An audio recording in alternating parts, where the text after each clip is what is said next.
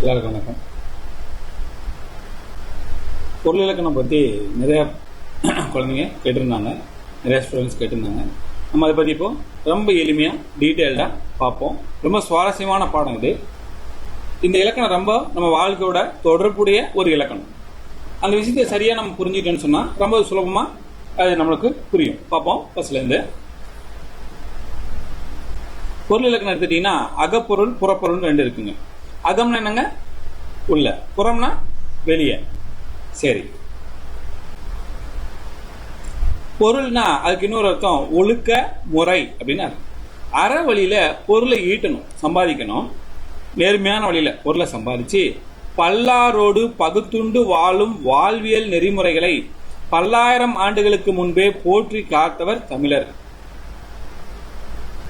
நேர்மையா பணத்தை சம்பாதிக்கணுமா, அதை பல பேரோட பகிர்ந்து உண்டு வாழணுமா. இந்த மாதிரி இலக்கணத்தை வகுத்தவங்க யாருங்க? தமிழர்கள். நம்ம தமிழர்கள். வாழ்வியலுக்கு இலக்கணம் வகுத்தவர் தமிழர். இலக்கணம் பார்த்தீங்கன்னா மொழிக்கு இலக்கணம் எல்லாருமே சொல்லியிருக்காங்க. வாழ்றது இப்படிதான் வாழணும் அப்படின்னு இலக்கணம் நம்ம தமிழ்ல மட்டும்தான் இருக்கு. இது நம்ம தமிழுக்கே உரிய சிறப்பான விஷயம். இத வேற எந்த நாட்டிலையும் எந்த மொழியிலும் நீங்க பார்க்க முடியாது. இந்த பொருள் இலக்கணத்தை எடுத்துக்கிட்டீங்கன்னா அகம் புறம், அகப்பொருள் புறப்பொருள் முதல்ல சொன்னீங்களா, ரெண்டு இருக்கு. இப்ப நம்ம முதல்ல அகப்பொருள் பத்தி பார்க்கலாம். அன்புடைய தலைவன் தலைவி பற்றிய ஒழுக்கத்தினை கூறுவது அகத்தினை. இது என்னன்னு பாத்தீங்கன்னா ஒரு ஃபேமிலி, அம்மா அப்பா இருக்காங்க இல்லையா, அந்த ஃபேமிலி பத்தி சொல்லக்கூடியது என்னன்னு கேட்டீங்கன்னா அகப்பொருள். அகம்னா வீடுன்னு வச்சுக்கோங்களேன். வெளியில போறவங்க ராஜா, அந்த அரசியல் சண்டை, நாடு பிடிக்கிறது, இந்த மாதிரி விஷயம்லாம் புறம். அகம்னா ஒரு குடும்பம், ஒரு வீடு, ஒரு கலாச்சாரம், இதை பத்தி எல்லாம் பேசுறது அகம்.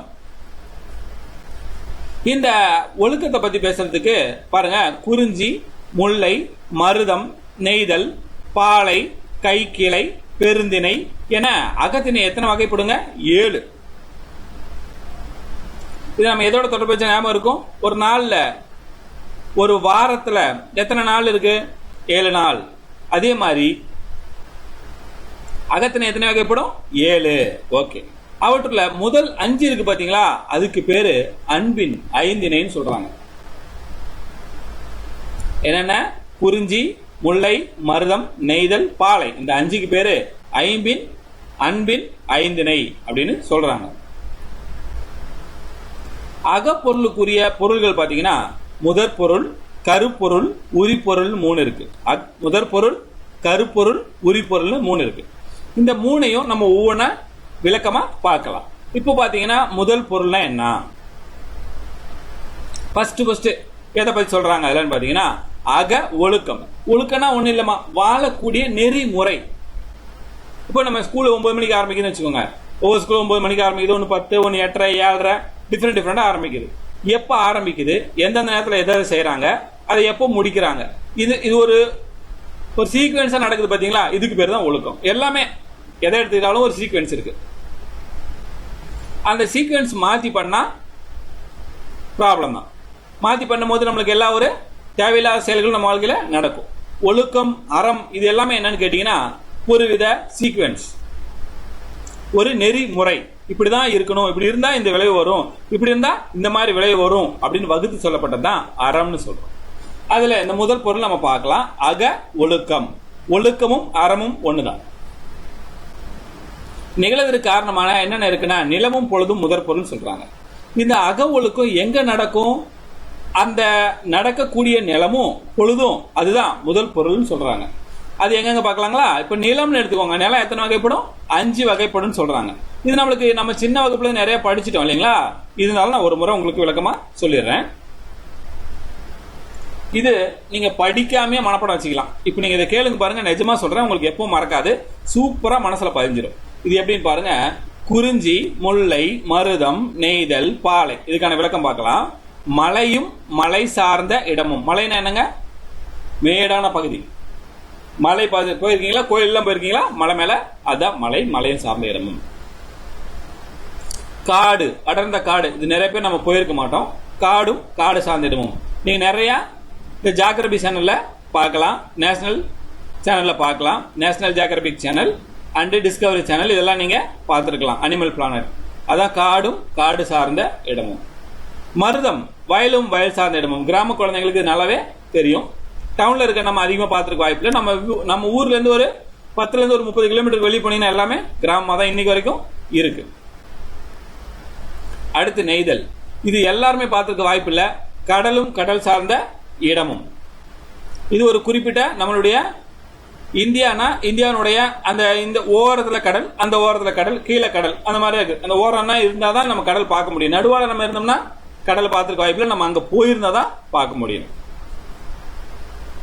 பாலை. பாலை என்ன ஒண்ணு இல்லைங்க, பாலைவனம், மழை பெய்யாது, வறட்சியான பகுதி. அங்க என்ன இருக்கும்? மணலும் மணல் சார்ந்த இடம். இது எப்படி ஞாபகம் வச்சுக்கிது நான் சொல்றேன்னு சொன்னேன் இல்லைங்களா? இப்போ ஒரு பெரிய மலை நீங்க கற்பனை பண்ணிக்கோங்க. இமயமலை மாதிரி ஒரு பெரிய மலை. மலை மேலதான் மழை பெய்யும். ரெண்டுக்கு டிஃபரெண்ட் புரியுதுங்களா? மலை மேலதான் மழை பொழியும். ஏன்னு கேளுங்க, ஹைட்டு, அங்க அடர்ந்த காடுகள் இருக்கும். குளுமையான காற்றை மேகத்துக்கு கொடுத்தோன்னே என்ன ஆகும்? மழையா பெய்யும். மழை அதிகமா பெய்யக்கூடிய இடங்கள்லாம் பாருங்க, காடுகள் அடர்த்தியாகவும் உயரமாகவும் இருக்க இடங்கள் பூரா மழையை ஈஸியா அப்சர்வ் பண்ணுவாங்க. குளுமை கொடுக்குற இடங்கள்ல பூரா மழை பெய்யும். அந்த ஐஸ் கட்டி மாதிரி இருக்கிற இடத்த மேகங்கள் இருக்கு இல்லைங்களா, பஞ்சு, அது ஸ்பாஞ்ச் மாதிரி, அதை குளிர்விக்கக்கூடிய இடங்கள்லாம் பார்த்தீங்கன்னா மழை பெய்யும். இப்போ முதல்ல ஒரு பெரிய மலை மேல நம்ம இருக்கோம். அந்த மலையிலேருந்து கொஞ்சம் இறங்கி வந்தோம்னா என்ன இருக்குங்க? அடர்ந்த காடு. இதுதான் முல்லை. ஃபர்ஸ்ட் குறிஞ்சி, அப்புறம் முல்லை. இந்த காடை தாண்டி நம்ம கொஞ்ச தூரம் நடந்தோம்னா வயல்வெளிகள் நம்ம பார்க்குறோம். பச்சை பசையில் எல்லாம் விவசாயம் பண்ணி வச்சிருக்காங்க. அந்த வயலும் வயல் சார்ந்த இடத்துக்கு பேர் என்னங்க? மருதம். இந்த வயல்ல ஆறுலாம் ஓடுதா, இந்த ஆறுல நேரம் எங்க போய் கலக்குங்க? கடல்ல. அதுக்கு பேர் தான் நெய்தல். கடலும் கடல் சார்ந்த இடமும். சரிங்களா? அப்புறம் பாலைவனம், பசுமை இல்லாத ஒரு பகுதி, மழை பெய்யாத ஒரு பகுதி, வறண்ட நிலப்பரப்பு. அங்க என்னங்க இருக்க போது? மணலும் மணல் சார்ந்த இடமும். இப்ப நல்லா ஞாபகம் வச்சுக்கோங்க இல்லைங்களா? ஈஸி ஆயிடுச்சா? ஓகே. இப்ப பாத்தீங்கன்னா பொழுதுன்னு ஒண்ணு இருக்கு. அந்த பொழுதுல ரெண்டு இருக்குங்க. பெரும் பொழுதுனா பெரிய பொழுது, சரிங்களா, அதிகமான நேரம் எடுத்துக்கிறது. சிறிய பொழுதுனா சிறு பொழுதுனா சிறிய பொழுது, கம்மியான டைம் எடுத்துக்கிறது. அந்த பெரும் பொழுதுனா எப்படின்னு பாத்தீங்கன்னா, ஒரு 1 இயர்ல ஒரு வருஷத்தை 6ஆ பிரிக்கிறாங்க. ஒரு வருஷத்துக்கு எத்தனை மாசம் தெரியலையா? தெரியும் உங்களுக்கு. 12 months, 12 மாதங்கள். அந்த 12 மாசத்தை நீங்க 6ஆ பிரிச்சீங்கன்னா எத்தனை பிரிப்பீங்க? 2 பிரிப்பீங்க. அந்த 2 மாசமும் ஒரு பருவமா நம்ம கலாச்சாரத்துல பிரிச்சிருக்காங்க. அது பாருங்க, கார்காலம். கார்காலம்னா ரெய்னி சீசன் சொல்லுவோம். இப்போ பாருங்க, தமிழை புரிய வைக்கிறதுக்கு இங்கிலீஷ்ல சொல்ல வேண்டியிருக்கு. ஏன்னா நம்ம முழுக்க இங்கிலீஷ்ல படிச்சிட்டோங்களா, அப்ப நம்மளுக்கு புரியுறது கடினமா இருக்கு. தமிழ்ல படிச்சு நம்ம தமிழ் கலாச்சாரத்தோட நம்ம இருந்திருந்தப்போ நமக்கு ஈஸியா இருந்திருக்கும். இப்போ நம்ம பரவாயில்ல, நம்ம இங்கிலீஷ் மீடியம் படிச்சா தமிழ் நல்லா கத்துன்னு ஆசைப்படுறோம் இல்லைங்களா? ஓகே, பரவாயில்ல. இப்ப கார் காலம்னா ரெய்னி சீசன், மழை பெய்யற காலம். கார்னா மேகம். கார் மேகம் கேள்விப்பட்டிருக்கீங்களா? கரிய மேகம். கார் காலம் அது எப்பப்போ மழை பெய்யும் பாருங்க? ஆவணி, புரட்டாசி. ஆடியில காத்தடிச்சா ஆவணியில மழை பெய்யும். சரிங்களா? ஓகே. அப்போ ஆவணிலையும் புரட்டாசிலையும் மழை பெய்யும். அடுத்து உங்களுக்கு தெரியும் குளிர்காலம். குளிர்காலம்னா உங்களுக்கு தெரியும் இல்லையா? ஆட்டம். சரிங்களா? ஆட்டம் சீசன். இது எப்போ வருதுங்க? ஐப்பசி கார்த்திகையில வரும். தீபாவளி வருது அப்பெல்லாம் பாருங்க, நல்லா குளிர் இல்லையா? ஐப்பசி கார்த்திகை. முன்பனி காலம். பனிக்காலம்னா உங்களுக்கு தெரியும் இல்லையா? வின்டர். இதுல பாருங்க, முன்பனி காலம்னா பனிக்காலம் தொடங்கக்கூடிய நேரத்துக்கு பேரு முன்பனி காலம். பனிக்காலம் முடியக்கூடிய நேரத்துக்கு பின்பனி காலம்னு வச்சிருக்காங்க. இது முன்பனி காலம். மார்கழி மாசமும் தை மாசமும் நல்லா பனி பெய்யும். அதிகமா எப்ப பனி பெய்யும் பாத்திருக்கீங்களா? மார்கழி மாசம் தான். தை மாசமும் நல்ல பனி பெய்யும் இல்லைங்களா? பின்பனி காலம் பாத்தீங்கன்னா பனி பெய்யும், ஆனா கொஞ்சம் கம்மியா ஆயிருக்கும். அது மாசி பங்குனி. அடுத்து இளவேநீர் காலம். இளவேநீர் காலம்னா ஸ்பிரிங் இல்லைங்களா? அந்த காலத்துக்கு பேரு இளவேநீர் காலம். இது எப்பங்க? வெயில் காலம். பயங்கர வெயில் அடிக்குமே. சித்திரை மாசம். சித்திரை மாச வெயில பல சீட்டு அடிக்குன்னு சொல்றாங்களே, அது சித்திரை வைகாசி. அந்த 2 மாசமும் சித்திரை வைகாசி, அந்த 2 மாசம் என்னங்க? இளவேநீர் காலம். அப்பதான் இளமா வெயில் அடிக்குதான். வெயிலினுடைய ஸ்டார்டிங் பொசிஷன். இளமான வெயில் அடிக்காது, அதிகமா தான் அடிக்கும். ஆனா அதான் வெயிலினுடைய ஸ்டார்டிங். அடுத்து முதுவேநீர் காலம்னா வெயில நிறைவடையுது, முடிய போகுது. அது எந்த காலம் தான்? இளவேநீர், முதுவேநீர் காலம்.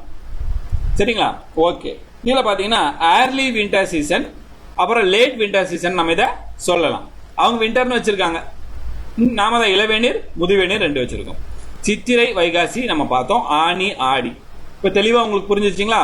கார்காலம், அதுக்கு அடுத்தது குளிர்காலம், முன்பனி காலம், பின்பனி காலம், இளவேநீர் காலம், முதுவேநீர் காலம். அதுக்கான டைமிங் ஆஃப் பீரியட். சரிங்களா? நீங்க இப்படி கூட ஞாபகம் வச்சுக்கலாம். இளவேநீர் காலம் அப்படின்னா அங்க சித்திரை வைகாசி, ஆனி ஆடி, ஆவணி புரட்டாசி, ஐப்பசி கார்த்திகை, மார்கழி தை, மாசி பங்குனி. That's all. நீங்க எங்க ஆரம்பிச்சீங்கன்னாலும் இந்த 2 மாசம் வரிசையா வரும். ஆவணில ஆரம்பிங்க. ஆவணி புரட்டாசி, ஐப்பசி கார்த்திகை, மார்கழி தை, மாசி பங்குனி, சித்திரை வைகாசி, ஆனி ஆடி. அவ்வளவுதான். நீங்க இந்த ஆர்டரை ஒன்னு மாசத்துக்கு அடிக்குவாங்க, இல்ல இந்த இளவேநீர் குளிர்காலம் இந்த இதெல்லாம் வச்சுக்கிட்டீங்க என்ன பண்ணுங்க, அதுக்கு தகுந்த மாதிரி நீங்க அடிக்கிக்கோங்க. சரிங்களா? ஓகே. அதுக்கு அடுத்தது சிறு பொழுதுனா எப்படின்னு பாத்தீங்கன்னா, ஒரு 4 கூறா போட்டிருக்காங்க. ஒரு நாளைக்கு எத்தனை மணி நேரங்க? 24 மணி நேரங்கள், 24 ஹவர்ஸ். இந்த 24 ஹவர்ஸை 6ஆல டிவைட் பண்ணுங்க. எவ்வளவு வரும்? 4 இல்லையா? 4 தானே? ஓகே. 4 பாத்தீங்கன்னா 4 மணி நேரம். ஒரு டைமுக்கு 4 மணி நேரம். இப்ப காலைன்னு எதை திரும்ப சொல்லுவாங்க? 6 மணில ஆரம்பிச்சு 10 மணி வரைக்கும் காலைன்னு சொல்லணும். காலைல 6 மணி சூரியன் உதயம் ஆயிட்டாரா, அந்த டைம்ல இருந்து 10 மணி வரைக்கும் தான் காலை. அதுக்கப்புறம் பாத்தீங்கன்னா காலைல 10 மணில இருந்து 4 மணி நேரம் வந்துச்சுங்களா, மறுபடியும் 10 மணில ஆரம்பிச்சு 2 மணி வரைக்கும் 4 மணி நேரம் சேர்த்துக்கோங்க. சிம்பிளா ஞாபகம் வச்சுக்கோங்க. இதுக்கு பேரு நண்பகல். நூன்னு சொல்லுவோம் இல்லைங்களா இங்கிலீஷ்ல? நூன். இது மார்னிங் நூன். ஏற்பாடு. சரிங்களா? ஏற்பாடுன்னு ஒரு பகல் இருக்கு. அது என்னன்னா, இதுக்கு பேரு பிற்பகல். பிற்பகல்னா மத்தியானம் நம்ம சொல்றோமே தமிழ்ல, நடைமுறை தமிழ்ல மத்தியானம்னு சொல்லுவோம். அது எப்பனா 2 மணில இருந்து 6 மணி வரைக்கும். பாருங்க, 6 10 10 2 2 6. அடுத்து பாருங்க, மாலைனா ஈவினிங். நாக்குல புண்ணு இருக்கு, ரொம்ப வலியா இருக்குது. குழந்தைங்க இப்ப பரிசையில இருக்கிறாங்க, அதனால திரும்ப நாக்க கடிச்சுக்கிறேன். சாரி. ஏதாவது குரல் தடுமாறுச்சுன்னா அதுதான் காரணமா இருக்கும். மாலைனா 6 மணில இருந்து நைட்டு 10 மணி வரைக்கும் மாலைன்னு நம்ம சொல்றோம். யாமம்னா ஜாமத்துல வந்து கவ தட்டுறான் பாருன்னு சொல்லிருக்கோம் இல்லைங்களா? ஜாமம் என்ன? 10 மணிக்கு மேல 2 மணிக்குள்ள வந்தா ஜாமம். ஜாமனாலும் யாமம்னாலும் ஒண்ணுதான். அதுக்கு பேர் நம்ம என்ன சொல்றோம்? நைட், இரவு. குட் நைட் எப்ப சொல்லணும்? 10 மணிக்கு மேல. வைகரை துயிலுன்னு சொல்லியிருக்காங்க. அநியாயமா இருக்கு பாருங்க. நம்மளுக்கு கேட்க அநியாயமா தான் இருக்கும், ஆனா உண்மைதான். வைகரைனா என்னன்னா அதிகாலை. இதுல இரவுன்னு தப்பா போட்டிருக்காங்க, பிரிண்ட் தப்பு. வைகரைனா அதிகாலைன்னு அர்த்தம். வைகரைனா அதிகாலை. அது எப்பன்னு கேளுங்க, நைட்டு 2 மணில இருந்து சூரியன் உதயமாவறதுக்குள்ள அந்த 4 மணி நேரத்துக்கு பேர் தான் வைகரை. வைகரை துயில் எழு அப்படின்னு சொல்லியிருக்காங்க இல்லையா? அவ்வையாரு 2 மணிக்கு முழிக்கணும். உண்மையாங்க, அந்த காலத்தெல்லாம் பாத்தீங்கன்னா 4 மணிக்கு வயலுக்கு போயிடுவாங்க. சூரியன் வரத்துக்கு முன்னாடியே அந்த மணலெல்லாம் கீறி அது என்ன செய்யணும், என்ன ஏற்பாடு பண்ணுமோ எல்லாம் பண்ணி தண்ணிக்கெல்லாம் வச்சு ரெடி பண்ணாங்கன்னா சூரிய ஒளி வந்து பட்ட உடனே அந்த இடம் ரொம்ப வயலுக்கு தயாராகிடும். இன்னொன்று, சூரிய ஒளி உச்சி தொடறதுக்குள்ள அவங்க வேலையெல்லாம் முடிச்சாகணும்.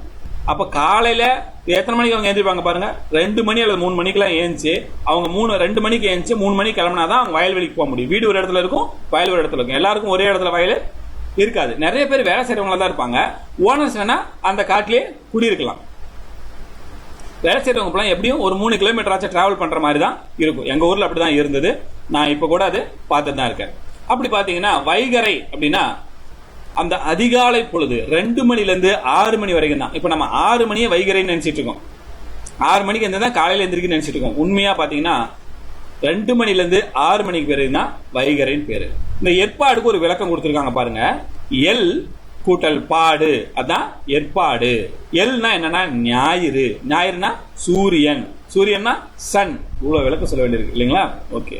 பாடுனா மறையக்கூடிய நேரம். ஏற்பாடுனா சூரியன் மறையக்கூடிய நேரம். உச்சி பொழுது மண்டைய புழக்கம் சொல்லுவாங்க இல்லைங்களா? சரி, 12. அதுக்கப்புறம் 2க்கு அப்புறம் அவர் என்ன வராருங்க? அப்படியே மெல்ல மறைய ஆரம்பிக்கிறாரு. அந்த மறைய ஆரம்பிக்கக்கூடிய நேரத்துக்கு பேர் தான் ஏற்பாடு. இதுல இருந்து நிறைய தடவை கேள்வி கேட்டிருக்காங்க, கவனமா பாத்துக்கோங்க. இப்போ உங்களுக்கு தெளிவா புரிஞ்சிச்சிங்களா? ஓகே. அடுத்து நம்ம போலாமா? இப்ப பாருங்க, தினையும் பொழுதும். தினையும் பொழுதும். தினைனா பாருங்க, இந்த குறிஞ்சி, முல்லை, மருதம், நெய்தல், பாலை, இது திணை. இதுக்கான பொழுது. அப்புறம் சிறு பொழுது. இப்ப நம்ம முன்ன பார்த்தோமே அதே தாங்க அடிக்கிருக்காங்க. இப்ப பாருங்க, குறிஞ்சியில பெரும்பொழுதா எது இருக்குன்னு கேட்டீங்கன்னா குளிர்காலமும் முன்பனி காலமும். பெரும்பொழுதுனா அதிகமான டைம் எடுத்துக்கும். குறிஞ்சியில எந்தெந்த காலம் அதிகமா இருக்கும்? குளிர்காலமும் முன்பனி காலமும் தான் ரொம்ப அதிகமா இருக்கும். நீங்க பாருங்க, வெயில் காலத்துல பகல் அதிகமா இருக்கும். காலையில சீக்கிரம் விடிஞ்சிடும், 7 மணி வரைக்குமே வெயில் அடிக்கும். சில நேரத்துல 6 மணி வரைக்குமே 6-7 மணி வரைக்குமே வெளிச்சமாவே இருக்கும். அது பேரு பகல் நீட்டம். அதே குளிர்காலத்துல பாருங்க, பகல் கம்மி, இரவு அதிகம். காலை ஒரு 8 மணி கூட பாத்தீங்கன்னா 5 மணி மாதிரியே இருக்கும். அப்படியே மேகமூட்டமாவே இருக்கும். பாத்துருக்கீங்களா? அப்போ அதுல என்ன அதிகம்? நைட்டு. இரவுங்கிற நேரம் அதிகம், பகலுங்கிற நேரம் கம்மி. அதான் இங்க பெரும்பொழுது அப்படின்னு சொல்றாங்க. அதிகமான பொழுது எடுத்துக்கூடியது எதுன்னு கேட்டீங்கன்னா குளிர்காலமும் முன்பனி காலமும் எங்க அதிகமா இருக்கும்? குறிஞ்சில. மலை மேல அப்படிதானங்க இருக்கும். எப்பவுமே பாத்தீங்கன்னா ஊட்டிக்கு போனா என்ன பண்ண, ஜில் ஜில்னு இருக்குதா? நம்மளுக்கு வெயில இருந்தா கூட அங்க ஜில் ஜில்னு இருக்குதா? அங்க ஃபேன் இருக்காது, தெரியுங்களா? எந்த ஹோட்டலையும் ஃபேன் இருக்காது. போயிருக்கீங்களா? போய் பார்த்துட்டு வாங்க. குளிர்காலம் முன்பனி காலம் ரெண்டும் அங்க அதிகம். அங்க எந்த பொழுது தெரியுங்களா அதிகம்? யாமம் தான் அதிகம். யாமம் தான் அதிகம். எப்பவுமே இருட்டா இருக்கும் இல்லைங்களா? அடர்ந்த காடு அது மாதிரி இருக்குங்க. அடுத்து பாருங்க முல்லை. முல்லைனா அதுல எங்க அதிகம்? கார்காலம். அங்க எப்பவுமே மழை பெய்யும். காடும் காடு சார்ந்த இடம் பாத்தீங்களா? அடர்ந்த காடு. சிறப்புஞ்சின்னு ஒரு இடம் இருக்கு இல்லைங்களா? இப்ப மவுண்ட் சிண்ட்ராம் ஆயிடுச்சு. மவுண்ட் சிண்ட்ராம்னு சிறப்புஞ்சி தாண்டி பாருங்க, அந்த எல்லை இன்னும் தாண்டி போயிடுச்சு. மரங்களுடைய அடர்த்தி குறைஞ்ச உடனே மழை பெய்யற இடமும் கொஞ்சம் தாண்டி போயிடுச்சு. உலகத்திலே அதிகமான மழை பெய்யக்கூடிய இடம்ங்க சிறப்புஞ்சியா முன்ன இருந்தது, இப்போ மவுண்ட் சிண்ட்ராம். அந்த மவுண்ட் சிண்ட்ராம்ங்கிற இடம் என்ன? காடும் காடு சார்ந்த இடமும். அங்க என்னங்க அதிகம்? மாலை தான் அதிகம். மாலை பொழுது அங்க அதிகமா இருக்கும். சிறு பொழுதுல எது அதிகம், பெரும்பொழுதுல எது அதிகம், அந்த மாதிரி நம்ம சொல்லி கொடுத்துருக்காங்க. இப்ப மருதத்துல என்னென்ன வருங்க? 6 பொழுதும் இங்க வரும். மருதத்துல 6 பொழுதும் வரும். அப்புறம் சிறு பொழுதுல என்ன வரும்? வைகரை. நெய்தலுக்கு என்னங்க? 6 பொழுது. 2 இதுக்கு 6 பொழுதுங்க. நல்லா ஞாபகம் வச்சுக்கோங்க, அதை மாத்தி போட்டுறாதீங்க. மருதத்துக்கும் 6 பொழுது, நெய்தலுக்கும் 6 பொழுது. ஆனா மருதத்துக்கு சிறுவி பொழுது என்ன? வைகரை. நெய்தலுக்கு ஏற்பாடு. இப்ப பாலைக்கு என்னங்க இருக்கும்? இளவேனில், முதுவேனில், பின்பனி. இது 3 இருக்கும். இது பாருங்க, பாலைக்கு மட்டும் தான் 3 பொழுது கொடுத்துருக்காங்க பெரும்பொழுதுல. நல்லா ஞாபகம் வச்சுக்கோங்க, சரிங்களா? எல்லாத்துக்கும் 2 தான் பார்த்தோம். ஒன்னே இருக்குது எதுங்க? முல்லை. இதை பார்த்து கவனமா வச்சுக்கிட்டோம்னா நம்மளுக்கு தடுமாறாது, டக்கு டக்குன்னு போட்டு விட்டுறலாம், சரிங்களா? நண்பகல் அங்க சிறு பொழுதுல நண்பகல் அதிகம். அடுத்தது கருப்பொருள். புரியுதுங்களா? இப்போ கருப்பொருள். இப்போ 3வது நம்ம 3 பார்க்கறோம் சொன்னீங்களா? இப்ப கருப்பொருள் நம்ம பார்க்கலாம். அந்தந்த நிலத்திற்குரிய தெய்வம், மக்கள், உணவு, விலங்கு முதலியன. இப்ப பாத்தீங்கன்னா ஒரு நிலம் இருந்தா அதுக்கு ஒரு தெய்வம் இருக்கும். அங்க ஒரு வகையான மக்கள் வசிப்பாங்க. அவங்களுடைய ஆடை அலங்காரங்கள், உணவு, உண்ணும் உணவு அதுக்கு அந்த மாதிரி இருக்கும். மலையில வசிக்கிறவங்க அதிகமா பாத்தீங்கன்னா தேனும் தினைமாவும் சாப்பிடுவாங்கன்னு நம்ம தமிழ் நூல்கள்ல இருக்கு. இப்ப மலையில இருக்கவங்களும் புரோட்டாலாம் சாப்பிடுறாங்க இல்லைங்களா? அதனால அங்கங்க என்ன கிடைக்குமோ அது அதிகமான உணவா அது இருக்கும். ஒண்ணு இல்லைங்க, ரொம்ப எளிமையா உங்களுக்கு புரிய வைக்கணும், சிம்பிளா புரிய வைக்கணும் அப்படின்னு சொன்னா, தென்னாடுகள்ல இந்த கேரளா, ஆந்திரா, தமிழ்நாடு இந்த ஏரியாலாம் என்ன அதிகமான உணவுங்க நம்ம சாப்பிட்றது? அரிசி சாப்பாடு. நீங்க வடநாடு போயிருங்க, அரிசி சாப்பாடு பார்க்கவே முடியாது. அங்க எது அதிகம் விளைச்சல்? கோதுமை தான். அங்க பாத்தீங்கன்னா ரொட்டி, சப்பாத்தி, புரோட்டா அவங்கலாம் அதுதான். அவங்களுக்கு இங்க வந்து அரிசி வாயில வைக்கிறதுனாவே சங்கடம். நம்மளுக்கு அங்க போய் புரோட்டா வாயில வைக்கிறதுனாவே சங்கடம். நம்மளுக்கு அது பலகாரம், அவங்களுக்கு இதுதான் பலகாரம். அரிசி சாப்பாடு அவங்களுக்கு பிடிக்காது. அதனால எங்க எது அதிகமா கிடைக்குதோ அது அவங்களுடைய உணவா மக்கள் வச்சிருந்தாங்க. அந்தந்த நிலத்திற்குரிய தெய்வம், மக்கள், உணவு, விலங்கு முதலிய பொருட்கள் பேரு கருப்பொருள் சொல்றாங்க. இந்த பேஜ் நாம கொஞ்சம் ரொட்டேட் பண்ணிக்கலாம்.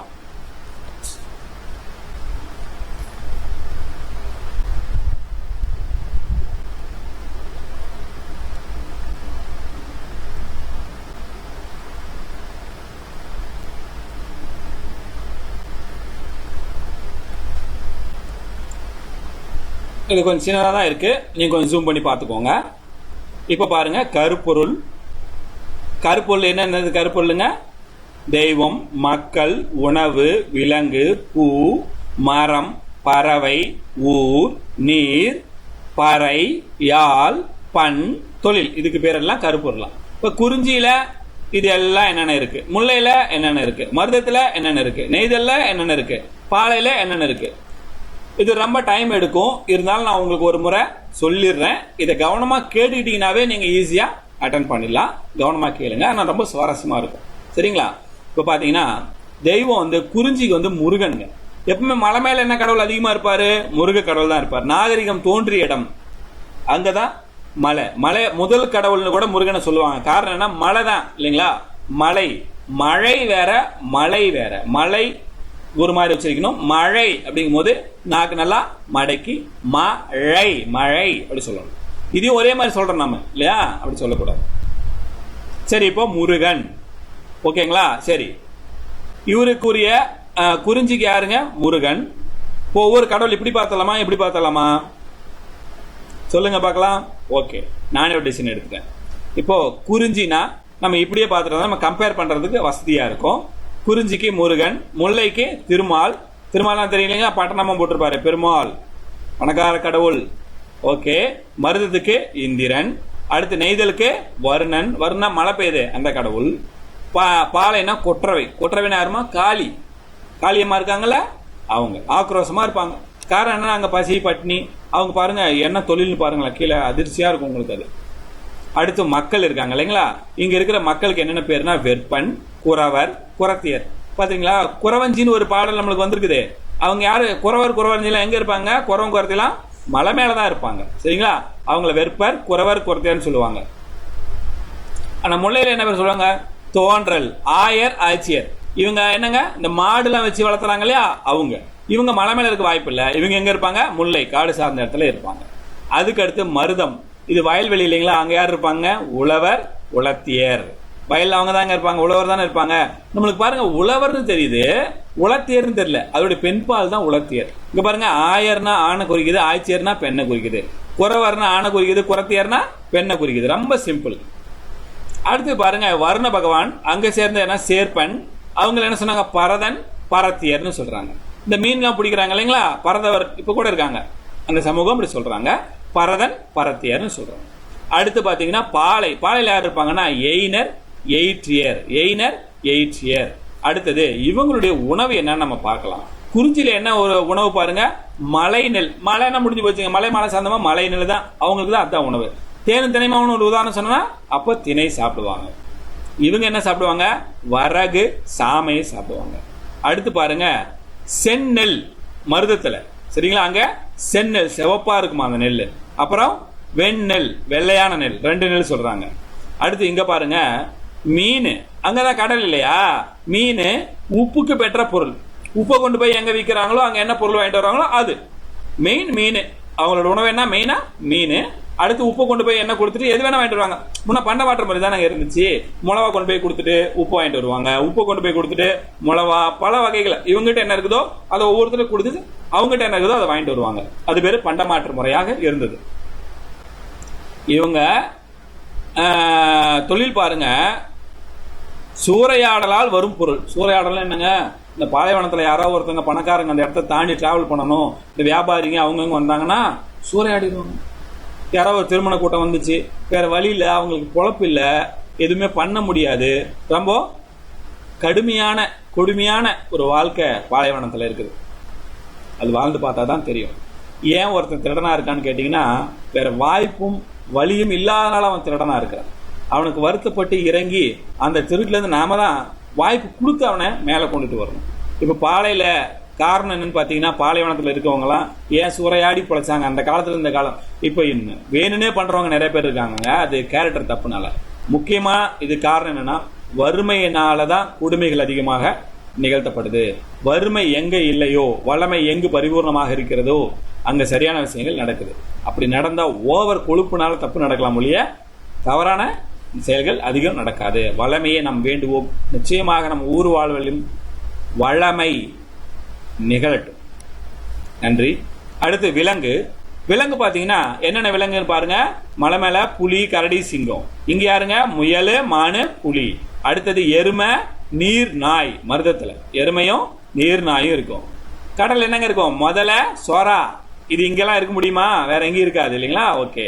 வலிவிழந்த யானை. பாலைவனத்துல பாருங்க, வலிமை இல்லாத யானையா.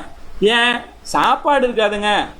ஒரு நாளைக்கு ஒரு யானையாகப்பட்டது அதனுடைய உருவத்துக்கு எவ்வளோ சைவம் சாப்பிடணும். சைவம்னா மரக்கிளை, இலை, தலை தான் சாப்பிடும். அது அசைவம் சாப்பிடாது. அப்ப எப்படி இருக்கும் பாருங்க, மெலிஞ்சி போன ஒரு யானையா அது இருக்கும். அடுத்து பூ பாருங்க, அப்படியே பாருங்க, குறிஞ்சிக்கு குறிஞ்சி காந்தல். காந்தல் மலர்னு ஒரு மலருங்க. இந்த மலர் தான் நம்ம தமிழ்நாட்டுடைய மலரா வச்சிருக்காங்க. அவ்வளவு சூப்பரா இருக்கும். 5 இதா விரிஞ்ச மாதிரி அழகா இருக்கும். இது நம்ம பள்ளிக்கூட பாடப்புத்தகங்கள் இருக்கு, நீங்க செக் பண்ணி பாருங்க.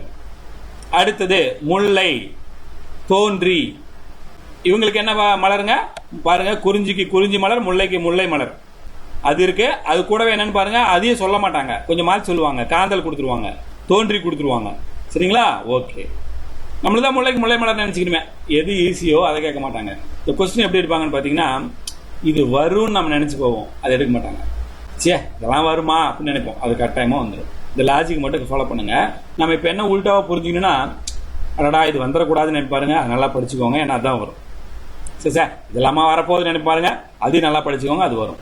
இது கன்ஃபார்ம் வரும், வேற வழி இல்லை, அதையும் படிங்க. நீங்கள் எல்லாம் படிக்கணும்னு சொல்கிறேன்னா அப்படி இல்லை, அந்த லாஜிக்கில் இருக்கிற கொஸ்டின் தான் அதிகமாக கேட்குறாங்க, நீங்கள் வேணால் பாருங்க. ஓகேங்களா?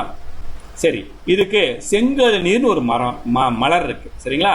மருதத்தில் தாமரை. தாமரை எங்க பாருங்க, மருதத்துல. தாமரை எங்க, மருதம், ஞாபகம் வச்சுக்கோங்க. தாமரை நமது தேசிய மலர்.